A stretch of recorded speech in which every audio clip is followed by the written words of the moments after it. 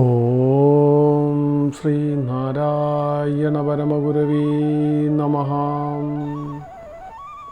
ശ്രീനാരായണ ധർമ്മം അർത്ഥവിവരണവും വ്യാഖ്യാനവും സ്വാമി മുക്താനന്ദയതി. ശ്ലോകാലാപനം മാതാ നിത്യചിന്മയി. അഷ്ടമസർഗം പഞ്ചമഹായജ്ഞം. 192 ശ്ലോകം.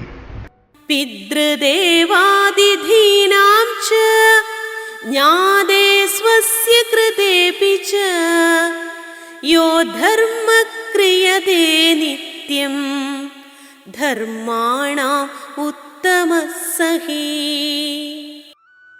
പിതൃദേവാതിഥീനാം, പിതൃദേവ അതിഥികൾക്കും, ജ്ഞാതേഹേ ബന്ധുവിനും, സ്വസ്യജ തനിക്കും, കൃതേഹേ കൃതേയഃ വേണ്ടി യാതൊരു, ധർമ്മഃ നിത്യം ക്രിയതേ ധർമ്മം എന്നും ചെയ്യപ്പെടുന്നുവോ, സഹ അത്, ധർമാണാം ധർമ്മങ്ങളുടെ കൂട്ടത്തിൽ, ഉത്തമഃ ഹി ഉത്തമം ആണല്ലോ. അതായത് ധർമ്മങ്ങളിൽ ഏറ്റവും ഉത്തമമാണ് പഞ്ചമഹായജ്ഞങ്ങൾ. പിതൃക്കൾക്കും ദേവന്മാർക്കും അതിഥികൾക്കും ബന്ധുവിനും തനിക്കും വേണ്ടി ധർമ്മം ചെയ്യാം. തനിക്കു വേണ്ടി ചെയ്യുന്ന ധർമ്മമാണ് യഥാർത്ഥത്തിൽ ബ്രഹ്മയജ്ഞം.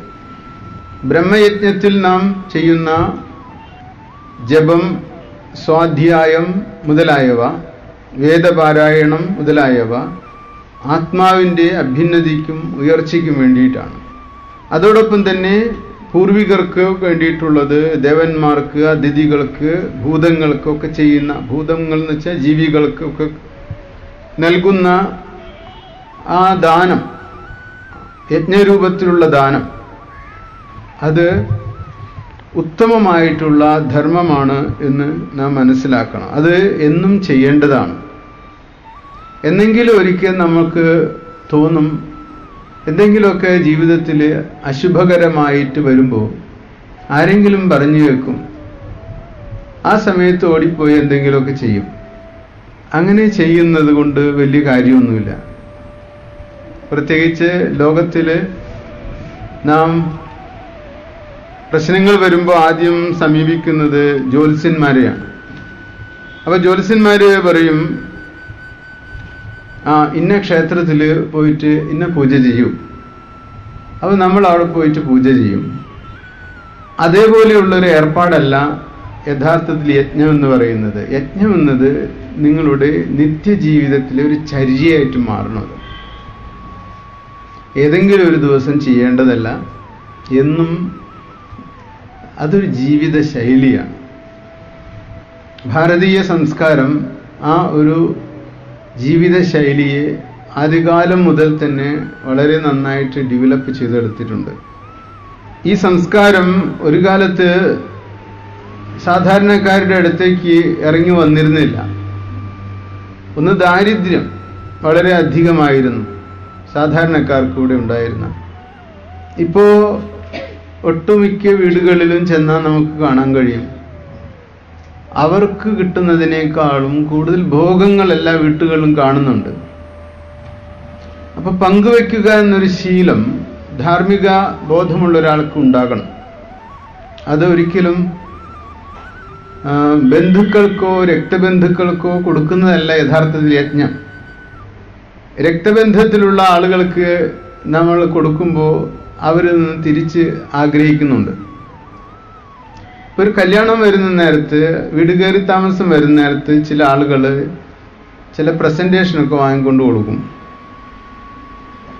അതൊരു ട്രാൻസാക്ഷനാണ്, അതൊരിക്കലും യജ്ഞമൊന്നുമല്ല. അത് നിങ്ങൾ ഒരിക്കൽ വീട് കയറി താമസിക്കുന്നു, നിങ്ങൾക്കറിയാം.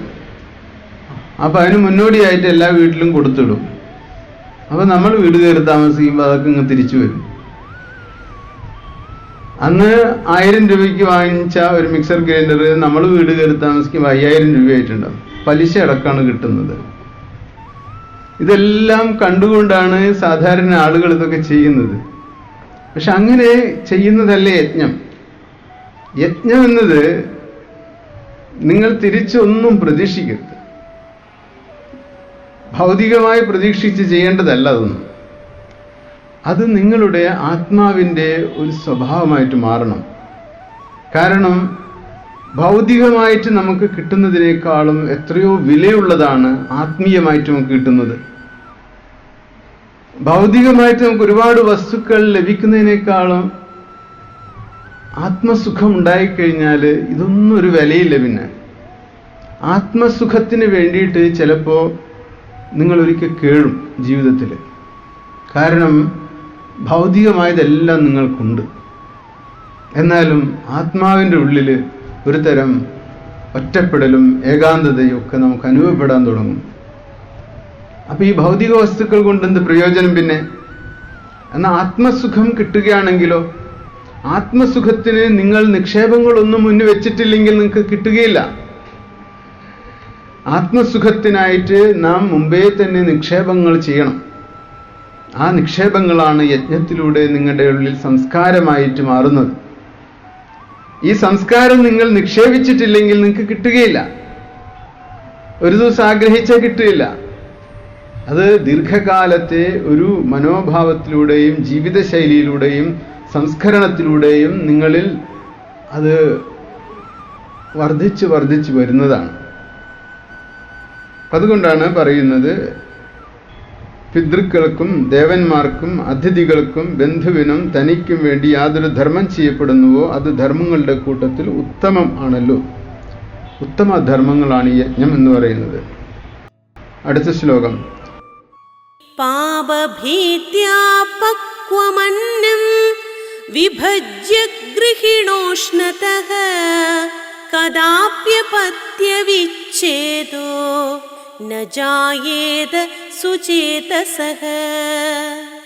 പാപഭീത്യ, പാപഭയത്താൽ, പക്വം അന്നം, പാചകം ചെയ്ത ഭക്ഷണം, വിഭജ്യ, വിഭജിച്ചിട്ട് ഭാഗിച്ചിട്ട്, അശ്നദഃ ഭക്ഷിക്കുന്ന, സുചേതസഃ ഗൃഹിണ വിശുദ്ധ ഹൃദയനായ ഗൃഹസ്ഥാശ്രമിക്ക് കദാപി ഒരിക്കലും അപത്യവിച്ഛേദ സന്തതിനാശം ന ജായേത ഉണ്ടാകുകയില്ല.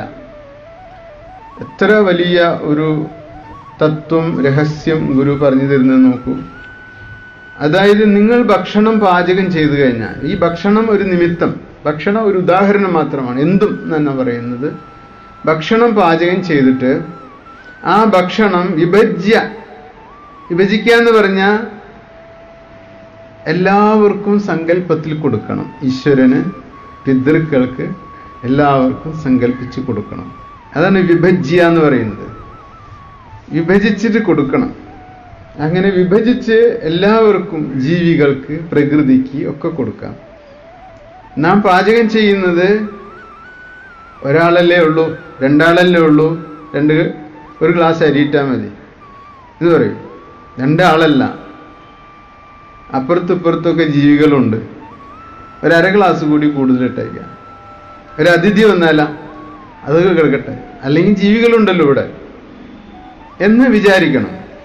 അപ്പൊ അങ്ങനെ വിചാരിച്ച് വിഭജ്യ എന്ന് പറഞ്ഞു കഴിഞ്ഞാൽ സങ്കല്പത്തില് നാം മാത്രമല്ല, നമുക്ക് ചുറ്റും നിരവധി ജീവികളും മനുഷ്യരും അതിഥികളും ദേവന്മാരും ഒക്കെയുണ്ട്, പിതൃക്കളൊക്കെയുണ്ട്. എല്ലാവർക്കും സങ്കല്പിക്കാം എന്ന് എപ്പോഴും സങ്കല്പിക്കണം. അത് അങ്ങനെ ചെയ്യുന്ന ഗൃഹസ്ഥന്, ആ ഗൃഹസ്ഥൻ എന്താ? ഗൃഹസ്ഥൻ എന്ന് പറയുന്നത് സുചേതസഃ ഗൃഹിണഃ. സുചേതസ്, ചേതസ് എന്ന് പറഞ്ഞു കഴിഞ്ഞാൽ മനസ്സ്, നല്ല മനസ്സുള്ള ഗൃഹസ്ഥൻ അദ്ദേഹം. വിശുദ്ധ ഹൃദയനായിട്ടുള്ള ഗൃഹസ്ഥാശ്രമി, അയാൾക്ക് ഒരിക്കലും സന്തതിനാശം എന്നതിന് ഒരുപാട് അർത്ഥമുണ്ട്.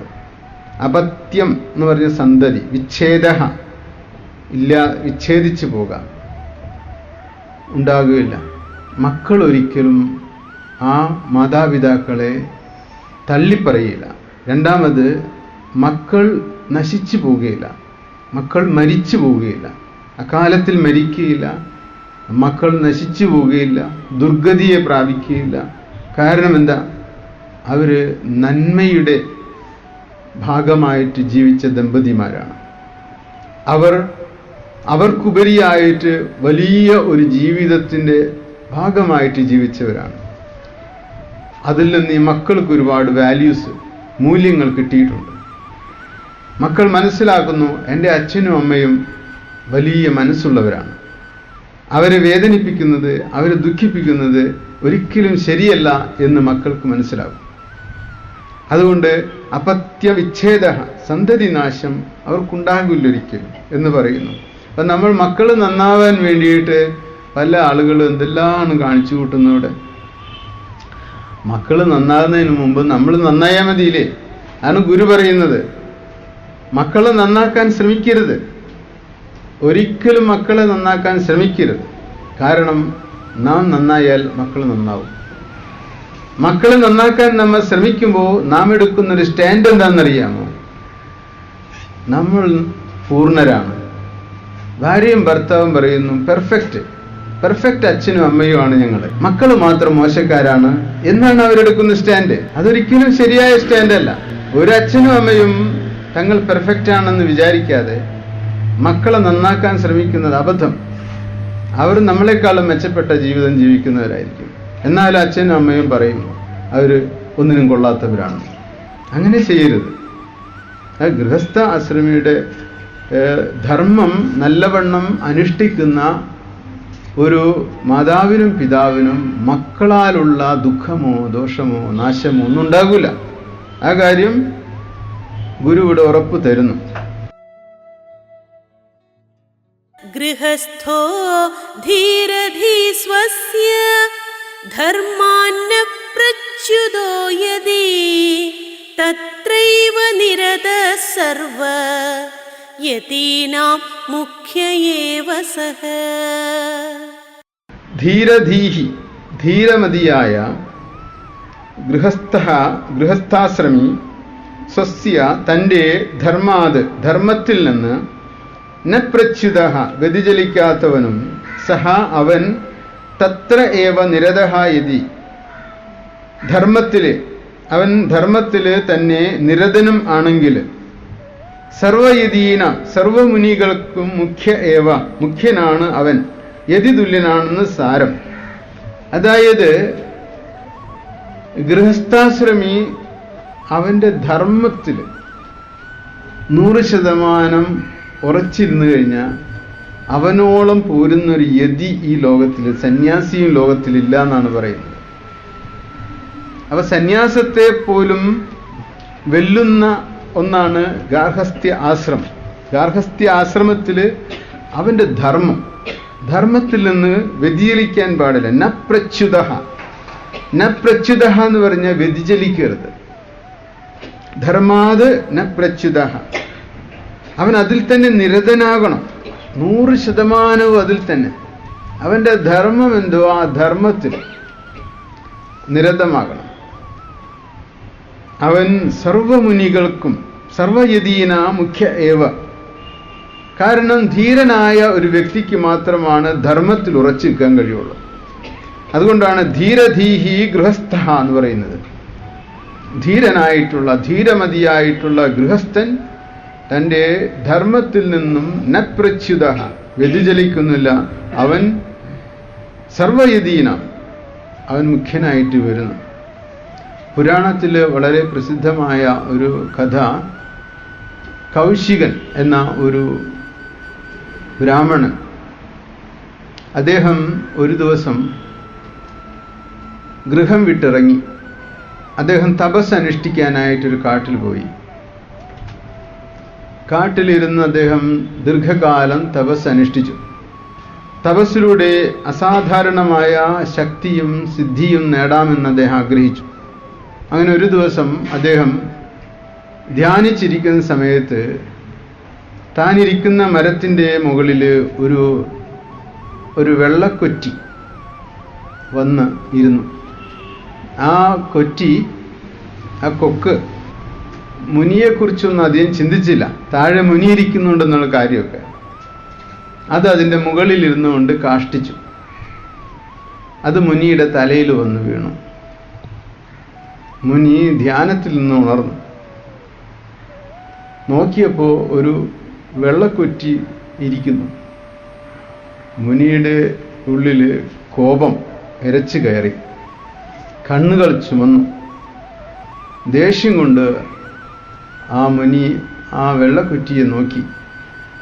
ഉടനടി അത് കരിഞ്ഞു താഴെ വീണു. ആ പക്ഷി കരിഞ്ഞു താഴെ വീണു. ഈ മുനിയുടെ ദേഷ്യത്തിൽ നിന്നും വമിച്ച അഗ്നി കൊണ്ട് ആ പക്ഷി താഴെ കത്തി വീണു. വാസ്തവത്തിൽ ആ സമയത്ത് പെട്ടെന്ന് അദ്ദേഹത്തിനൊരു ഇതുണ്ടായത് തൻ്റെ തപസ് ഫലപ്രാപ്തിയിലെത്തിയെന്നൊരു തോന്നലാണ്. കാരണം താനൊന്ന് നോക്കിയപ്പോഴേക്കും ആ കിളി കത്തി താഴെ വീണു. അപ്പോൾ തനിക്ക് അസാധാരണമായിട്ടുള്ള സിദ്ധി ലഭിച്ചിട്ടുണ്ട് എന്ന് അദ്ദേഹം കരുതാൻ തുടങ്ങി. അഹങ്കാരം വന്നു അദ്ദേഹത്തിന്. ആ കിളി മരിച്ചു വീണത്, ചത്തു വീണത് തൻ്റെ ശക്തി കൊണ്ട്, തപപ്രഭാവം കൊണ്ടാണെന്ന് അദ്ദേഹം വിചാരിച്ചു. ഇടയ്ക്കൊക്കെ അദ്ദേഹം ഭിക്ഷ തേടാനായിട്ട് ഗ്രാമത്തിലേക്ക് പോകും. തപസ്സനുഷ്ഠിക്കുമ്പോഴും അടുത്തുള്ള ഗ്രാമത്തിൽ പോയി ഭിക്ഷ വാങ്ങിക്കും. ഒരു ദിവസം ഭിക്ഷ വാങ്ങിക്കാനായിട്ടൊരു ഗ്രാമത്തിൽ ചെന്നപ്പോൾ ആ വീട്ടിലെ ഗൃഹിണി സന്തോഷത്തോടു കൂടിയിട്ട് ഭിക്ഷ എടുക്കാനായിട്ട് ഈ മുനിയെ, കൗശികൻ എന്ന മുനി വന്നപ്പോൾ തന്നെ ആ മുനിയെ ആദരിച്ച് മുനിയോട് പറഞ്ഞു, ഞാൻ ഭിക്ഷയായിട്ട് പോരാമെന്ന് പറഞ്ഞ് അകത്തേക്ക് പോയി. ആ സമയത്താണ് ആ ഗൃഹത്തിൻ്റെ ഗൃഹനാഥൻ അങ്ങടേക്ക് പണിയെല്ലാം കഴിഞ്ഞ് ക്ഷീണിച്ച് അവശനായി വിശന്ന് കയറി വരുന്നത്. അപ്പോൾ ഈ ഗൃഹിണി, വീട്ടമ്മ ആദ്യം ഈ ഭർത്താവിനെ പരിചരിച്ചു. ഭർത്താവിന് വെള്ളം കൊടുത്തു, ഭർത്താവിനെ ശുശ്രൂഷിച്ചു. അപ്പോഴും ആ ഗൃഹസ്ഥയായിരിക്കുന്ന അമ്മ ഓർത്തു, പുറത്ത് സന്യാസി നിൽക്കുന്നുണ്ട്. ഭർത്താവിനെ ആചരിച്ചിരുത്തിയതിന് ശേഷം വീട്ടമ്മ ഭിക്ഷ എടുത്തിട്ട് സന്യാസിയുടെ അടുത്തേക്ക് വന്നപ്പോൾ സന്യാസി ദേഷ്യം കൊണ്ട് കണ്ണുകലങ്ങി ഈ വീട്ടമ്മയെ നോക്കി. അപ്പോൾ വീട്ടമ്മ പറഞ്ഞു, നിങ്ങളുടെ ദേഷ്യം കൊണ്ട് കത്തിക്കരിഞ്ഞ് വീഴുന്ന ഒരു വെള്ളക്കൊറ്റിയല്ല ഞാൻ എന്ന് പറഞ്ഞു. എൻ്റെ ധർമ്മമാണ് ഞാൻ ചെയ്തത്. എൻ്റെ ഭർത്താവാണ് എനിക്ക് കൺകണ്ട ദൈവം. എൻ്റെ ഭർത്താവിനെയാണ് ആദ്യം എനിക്ക് പരിചരിക്കേണ്ടത് എന്ന് ആ വീട്ടമ്മ പറഞ്ഞു. ഞാൻ നിങ്ങളെ ഓർക്കുന്നുണ്ടായിരുന്നു, അങ്ങയെ ഓർക്കുന്നുണ്ടായിരുന്നു. പക്ഷേ എൻ്റെ രണ്ടാമത്തെ ധർമ്മമാണ് അങ്ങയ്ക്ക് ഭിക്ഷ തരിക എന്നുള്ളത്.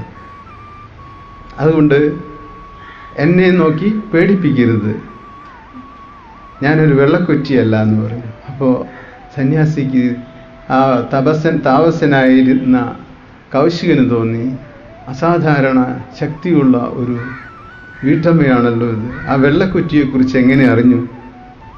ആ വെള്ളക്കുറ്റി കത്തി വീണതൊക്കെ ഇത് എങ്ങനെയാണ് ഈ അമ്മ അറിഞ്ഞത്? എൻ്റെ അമ്മ പറഞ്ഞു, നിങ്ങൾ തപസ് കൊണ്ട് ഒന്നും നേടിയിട്ടില്ല. നിങ്ങളുടെ സ്വന്തം കോപത്തെ പോലും നിങ്ങൾക്ക് നിയന്ത്രിക്കാൻ കഴിയുന്നില്ല. അതുകൊണ്ട് നിങ്ങളുടെ തപസ് വൃഥാവിലായിരിക്കുകയാണ്. നിങ്ങൾ മിഥില എന്ന രാജ്യത്തേക്കൊന്ന് പോകണം. അവിടെ ഒരു ആളെ നിങ്ങൾ കാണണം. അയാളുടെ പേര് ധർമ്മവ്യാധൻ എന്നാണ്. ആ ധർമ്മവ്യാധനിൽ നിന്ന് നിങ്ങൾ പഠിക്കണം ചിലത് പോയിട്ട് എന്ന് പറഞ്ഞ് ഈ കൗശികൻ എന്ന താപസന് ചില നിർദ്ദേശങ്ങളൊക്കെ കൊടുത്തു. അപ്പോൾ ഈ വീട്ടമ്മയിൽ വിശ്വാസമായി അദ്ദേഹത്തിന്. കാരണം ഈ പറയുന്നതെല്ലാം സത്യമാണല്ലോ. പ്രത്യേകിച്ചും ത്രികാലജ്ഞാനം ഉള്ളത് കൊണ്ടല്ലേ ആ വെള്ളിൽ പക്ഷി കത്തി വീണതൊക്കെ അറിഞ്ഞത്, ആ വെള്ളക്കുറ്റി കത്തി വീണത് അറിഞ്ഞത്. അപ്പം അദ്ദേഹം അത് സ്വീകരിച്ച് മിഥിലയിലേക്ക് നടന്നു, അദ്ദേഹത്തെ കാണാനായിട്ട്, ധർമ്മവ്യാധനെ കാണാനായിട്ട്. കുറേ ദിവസങ്ങൾ യാത്ര ചെയ്തതിന് ശേഷമാണ് അദ്ദേഹം മിഥിലയിലെത്തി. എല്ലാവരും അന്വേഷിച്ചു എവിടെയാണ് ധർമ്മവ്യാധൻ. അങ്ങനെ ഒരിടത്തെത്തിയപ്പോൾ ഈ ധർമ്മവ്യാധൻ എന്ന് പറയുന്നത്, ആ പേര് കൊണ്ട് തന്നെ എന്തോ ഒരു പ്രശ്നം അദ്ദേഹത്തിന് തോന്നിയിരുന്നു. വ്യാധൻ എന്ന് പറയുന്നത് ബ്രാഹ്മണനല്ല എന്ന് അദ്ദേഹത്തിന് മനസ്സിലായിട്ടുണ്ട്. ഒരു ബ്രാഹ്മണനല്ലാത്ത ഒരാളിൽ നിന്ന് എങ്ങനെയാണ് ശിക്ഷണം സ്വീകരിക്കുക എന്നൊക്കെ മനസ്സിൽ ഒരുപാട് ചിന്തകളായിട്ട് പോയത്. അപ്പം അദ്ദേഹം അവിടെ എത്തിയപ്പോൾ കാണുന്നത് ഒരു ഇറച്ചിക്കടയാണ്.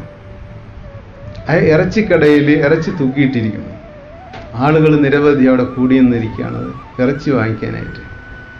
അപ്പം ഇദ്ദേഹം മാറി നിന്ന് കുറച്ചകലെ. ഇദ്ദേഹമാണോ ധർമ്മവ്യാധൻ? ഇദ്ദേഹത്തിൽ നിന്ന് ഞാൻ എന്ത് പഠിക്കാനാണ്?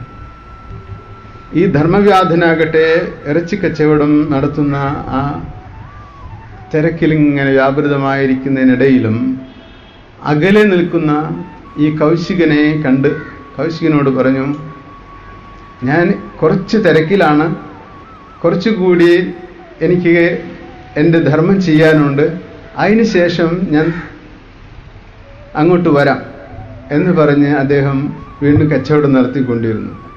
തിരക്ക് കുറഞ്ഞപ്പോൾ അദ്ദേഹം കൗശികൻ്റെ അടുത്തേക്ക് ചെന്നു.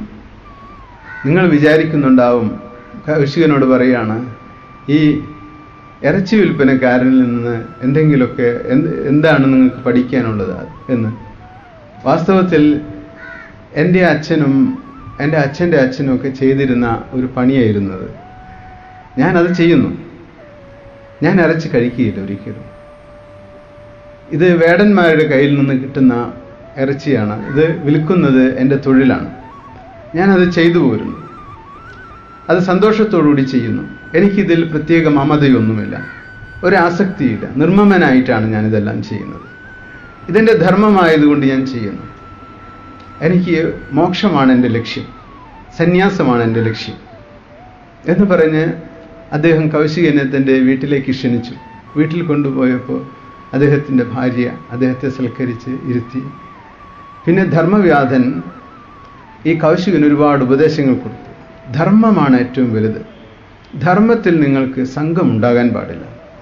ധർമ്മം ചെയ്യുന്നതിലൂടെ ആന്തരികമായ ശുദ്ധി ഉണ്ടാവുകയും അതിലൂടെ ശരീര മനസ്സുകളിൽ നിന്നുള്ള മുക്തി നിങ്ങൾക്ക് ലഭിക്കുകയും ചെയ്യും. അപ്പോൾ കൗശികനിൽ നിന്ന്, ഇറച്ചി വെട്ടുകാരനിൽ നിന്ന് അദ്ദേഹം ഒരുപാട് പഠിച്ചു. താൻ തപസ് ചെയ്തിട്ട് ഒരു വെള്ളക്കൊറ്റിയെ കത്തിക്കാനുള്ള ശക്തി നേടിയതിനേക്കാളും എത്രയോ ശക്തി വേണം സാധാരണ ജീവിതത്തിൽ ധർമ്മനിരതനായിട്ട് ജീവിക്കാൻ എന്ന് അദ്ദേഹം പഠിച്ചു. അദ്ദേഹം തൻ്റെ വീട്ടിലേക്ക് തിരിച്ചുപോയി, തപസ്സെല്ലാം ഉപേക്ഷിച്ചിട്ട് ആ ഗാർഹസ്ഥ്യധർമ്മം നല്ലവണ്ണം ചെയ്യാനായിട്ട്.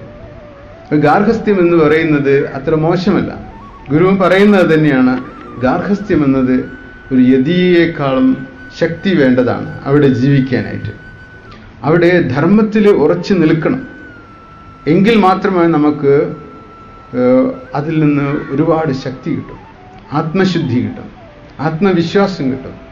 ആ പതിവ്രതയായ വീട്ടമ്മയെ പോലെ, ഇറച്ചി വെട്ടുകാരനായ ധർമ്മവ്യാധനെ പോലെ നാം എവിടെയാണോ, എന്ത് ധർമ്മമാണോ ഇവിടെ ചെയ്യുന്നത്, ആ ധർമ്മത്തിൽ നിങ്ങൾ വ്യാപൃതമായിരിക്കുക. ഒരിക്കലും അതിനോട് അറ്റാച്ച്മെൻറ്റ് പാടില്ല. അതിൽ നിന്നും ഒന്നും നിങ്ങൾ പ്രതീക്ഷിക്കേണ്ട ആവശ്യമില്ല. ആത്മസുഖം നിങ്ങൾക്ക് അനവരതം ലഭിച്ചുകൊണ്ടിരിക്കും എന്ന് ഗുരുവും ഇവിടെ പറയുന്നു. അതായത് ബുദ്ധിമാനായ ഗൃഹസ്ഥാശ്രമി ധർമ്മത്തിൽ നിന്നും അണുപോലും തെറ്റുന്നില്ലെങ്കിൽ എല്ലാ മുനികളിലും വെച്ച് ശ്രേഷ്ഠനാകുന്നു അദ്ദേഹം എന്ന്. ഇതരാൻ ധർമ്മമാർഗേണ ചാലയന്ന വിഗംബിതഃ സ്വധർമ്മമാചരൻ മർത്യോ വ്രതിശ്രേഷ്ഠോ നിഗദ്യത്തെ. അവികമ്പിത, ഇളക്കപ്പെടാത്തവനും, സ്വധർമ്മം, തൻ്റെ ധർമ്മത്തെ ആചരൻ, ആചരിക്കുന്നവനുമായ മർത്യ, മനുഷ്യൻ, വ്രതിശ്രേഷ്ഠ, വ്രതികളിൽ ശ്രേഷ്ഠനെന്ന് നിഗദ്യതയെ പറയപ്പെടുന്നു. മറ്റുള്ളവർക്ക് ധർമ്മമാർഗം കാട്ടി സ്വധർമ്മത്തെ പരിപാലിക്കുന്നവൻ മഹർഷികളിൽ വെച്ച് ശ്രേഷ്ഠനാകുന്നു എന്ന്. അപ്പോൾ എവിടെയാണോ നമ്മൾ ജീവിക്കുന്നത്, ഏതൊരു ജീവിത സാഹചര്യമാണോ നമുക്ക് കിട്ടിയിരിക്കുന്നത്, ആ ജീവിത സാഹചര്യത്തിലും ആ ജീവിത സാഹചര്യത്തിലൂടെ നമുക്ക് ലഭിച്ചിരിക്കുന്ന ധർമ്മത്തിലും നമ്മൾ 100% സത്യസന്ധമായി നിർമ്മമരായിട്ട് വ്യാപൃതമായിട്ട് കൊണ്ടിരിക്കണം. അവർ യഥാർത്ഥത്തിൽ വ്രതി എന്ന് പറഞ്ഞാൽ യഥാർത്ഥത്തിൽ സന്യാസി, ഋഷി എന്നൊക്കെയാണ് അർത്ഥം. അപ്പം അത്തരം ധർമ്മമാർഗത്തിലൂടെ മറ്റുള്ളവരെയും ചരിപ്പിക്കണം. അപ്പം നമ്മൾ ധർമ്മം ആചരിക്കുന്നത് കാണുമ്പോൾ തന്നെ മറ്റുള്ളവർക്കും അത് വേണമെന്ന് തോന്നും. അവരെയും ആ മാർഗത്തിലേക്ക് കൊണ്ടുവരണം.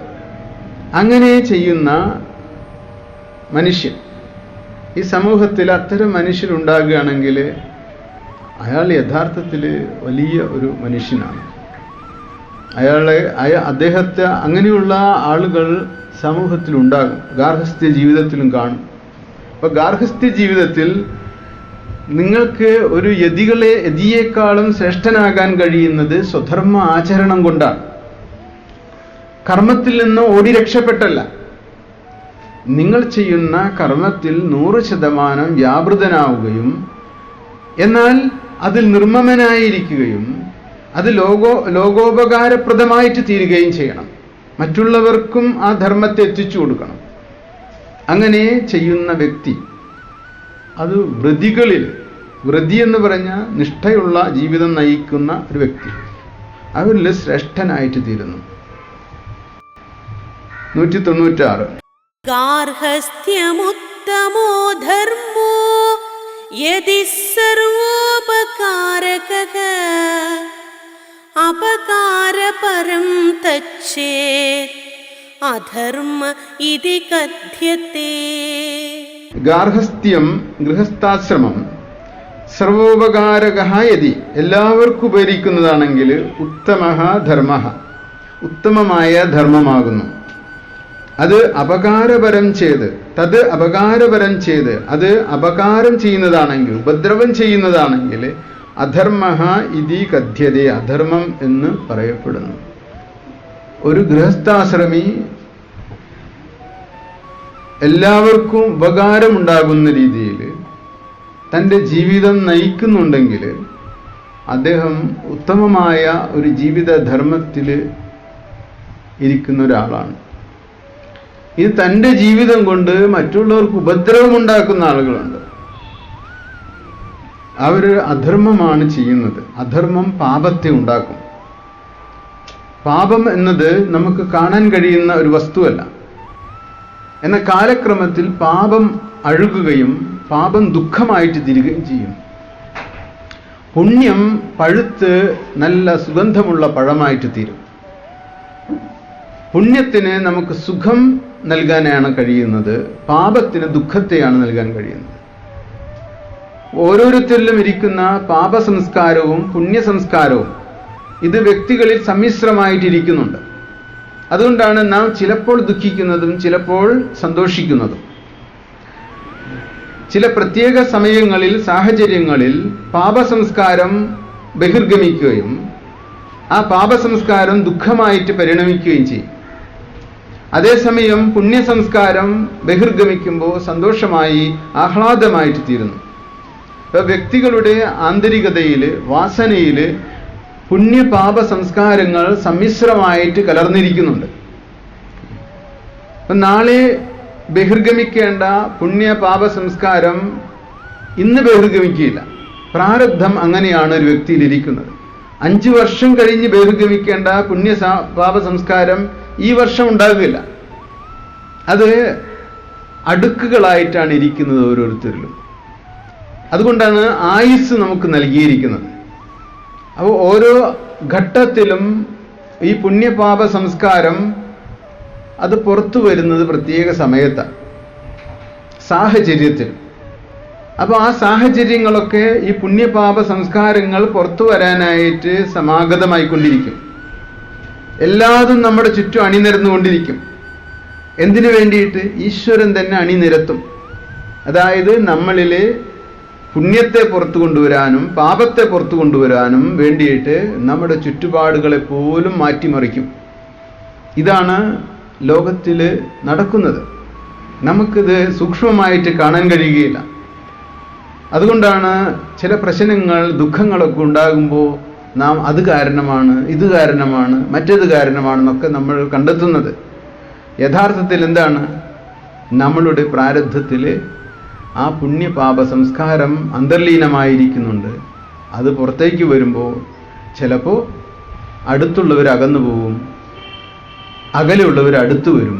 ഇതൊക്കെ ഇതിൻ്റെ പ്രാരബ്ധത്തിൻ്റെ ഭാഗമാണ് എന്ന് നാം മനസ്സിലാക്കണം. ഗാർഹസ്ഥ്യം ഉത്തമോ ധർമ്മ യതി സർവോപകാരക എല്ലാവർക്കും ഉപകാരം ഉണ്ടാകുന്ന രീതിയിൽ ജീവിക്കണം. അപകാരകർമ്മ, അപകാരം എന്ന് പറഞ്ഞു കഴിഞ്ഞാൽ ദോഷം, ദൂഷ്യം, ഉപദ്രവം, ഇതൊക്കെയാണ് അപകാരം. അങ്ങനെ ചെയ്യുന്നത് അധർമ്മമാണ് എന്ന് പറയുന്നു. അധർമ്മം പാപഫലത്തെ ഉണ്ടാക്കും. അതുകൊണ്ടാണ് ഗുരു ആത്മോപദേശ ശതകത്തിൽ പറയുന്നത്, അപരനു വേണ്ടി അഹർനിശം പ്രയത്നം കൃപണത വിട്ട് കൃപാലു ചെയ്തിടുന്നു. കൃപണൻ അധോമുഖനായി കിടന്നു ചെയ്യുന്നു അപജയകർമ്മം അവനു വേണ്ടി മാത്രം. ഇവിടെ അപകാരകർമ്മവും അപജയകർമ്മവും സ്വാർത്ഥൻ്റെ കൃപണൻ്റെ കർമ്മമാണ് എന്ന് അറിയണം.